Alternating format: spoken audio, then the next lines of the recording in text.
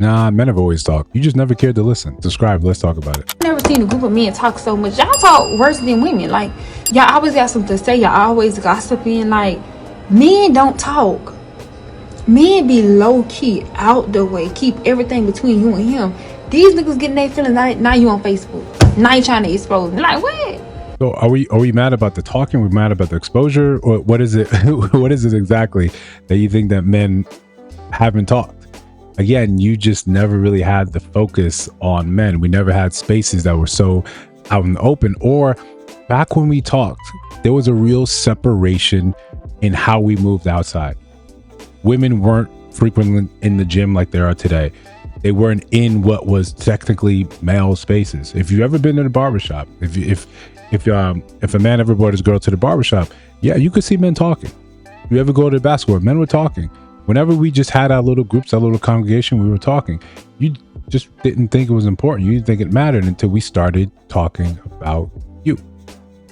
Before we continue, like, comment, subscribe, hit the notification bell so you don't miss no uploads. Still trying to do 2 a day, right? Hopefully we get a year of discipline in to show people that, it's possible. But yeah, hype the video, share the video. We got merch in the store. So men have always talked. And some of the information being passed down generationally, which we'll focus on first, was kind of telling you about how women are. Was telling you about how you should not do the things that they got themselves in trouble. I.e., don't get locked up, don't go to prison, don't make these mistakes, this money out here, this fast money, blah, blah, blah. There was always this intergenerational talk that happened. We just didn't have the opportunity to talk about these things as frequent. You were focused around barbecues, Thanksgiving, events that brought men intergenerationally together. Sometimes you saw some of that happen in a barbershop, an older barber with a younger one. My barber back in New York, phenomenal level of conversations. To this day, phenomenal amount of wisdom being passed forth back and forth. Absolutely fantastic. Wisdom that changes your life. Men have always had conversations. Women just weren't in those spaces and never really cared to listen. Now, when the topic of conversation is about, hey, you can't really move like you've been moving with the women. You can't do that anymore. We used to put you in a pedestal and think this is it. This is supposed to be. We would dedicate our lives to making you happy. And the conversation amongst men has shifted and said, you can't do that. Not don't do that, said you can't do that. And here's the evidence behind it. When those conversations started to be happening and they became public and women started paying attention, you saw the sort of response. You saw the vitriol. And more importantly, what men saw is the same things they heard before, the same things they experienced before. You saw reaction without facts. You saw reaction all based on you made me feel this way.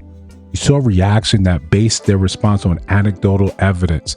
I know a person. All my friends are. This isn't true because I know someone at work, blah, blah, blah. You saw how narrowly focused some people's worlds were. Now I say some people because you see men doing the same thing. You back up how you feel, your opinion of the world based on just how you feel. Not anything real, not anything demonstrable, not anything repeatable, but this was enough to change your mind and lock you in place to a thing. So when men get on here and tell them about, hey, listen, this is what I've seen with women. What's your experience? What's your experience? What's your experience? What's your experience? You have a multitude of men coming in and saying, hey, there may be something to this. Let's look at the data. Let's see what else is out there saying. Is there a trend? Is there something going on here where we can now go back and look at this as facts? Or as close to facts as we're possibly getting without repeating the study and the findings ourselves. Now, yes, there are some people online that are absolutely just gossiping. It's more important to talk about another person's business than to actually address anything in the community. You have plenty of streamers, plenty of creators that do just that. There's always going to be a version of TMZ from a team, from individuals, but that does not mean that men should be excluded or chastised from having conversations, from speaking about things that they deem important. It's not for you to get upset about these things, to simply say, this might be an opportunity to learn. This might be an opportunity to pay attention to what's being said so I can have better outcomes. Men have been forced in the past to sort of just exist in a world that defaulted to that behavior, and we still do. Most of the things in terms of advertising of media is geared towards women because women are easier to influence. You see the same thing happening in social media, in influencer communities. To get ready with me as women share their day, what they're going through, and use products in front of your face and peddle some of the products directly to you. It's an easy thing. You're susceptible to it. When men get up here and they say their piece and they're talking about that, just accept it. It's a learning opportunity, not something to be upset about. You want men to be low key and out the way? Yeah, they can be, or they can't be. It's up to them. You could be upset as much as you want. At the end of the day, who cares? Who cares? Who cares? Right? I'm going to talk my talk. I'm going to talk it because I can. And more importantly, it's for us who are behind the ball, who are working on generations of not having our voices heard. It's almost natural that we're going to have this explosion of commentary, this explosion of discussion, where it finally feels as if there's traction. We don't have to have these conversations in pocketed places. It's not when we're playing ball. It's not when we're on the way to work.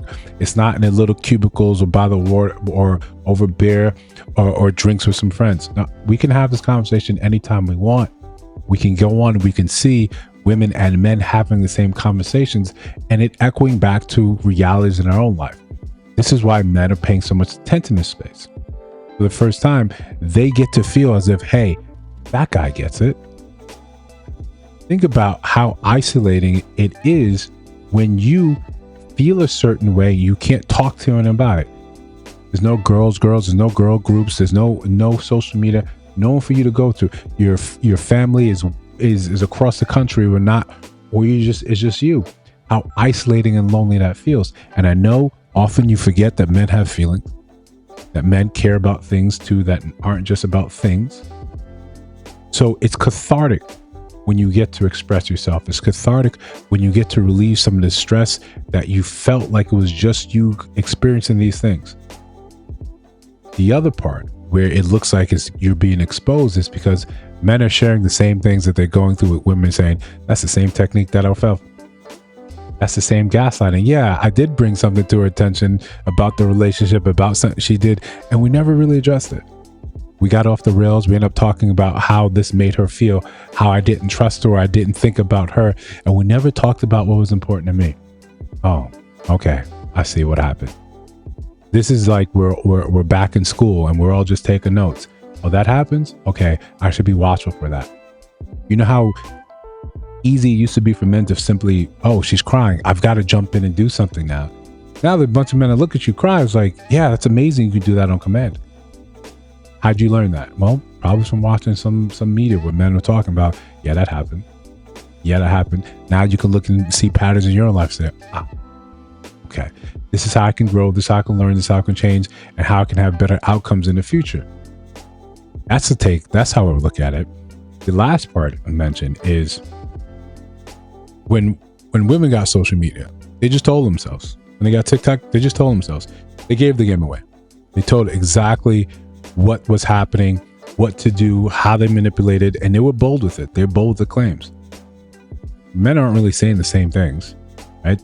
They may be complaining about how this and this happened, but they're not going to say, oh, this is how you manipulate women. This is how you do this. This is how you do that. Now, yeah, there's some pickup artist communities, stuff that women have always been seeing through. So take this as an opportunity to learn, just like men took it as an opportunity to learn about how things were moving with women.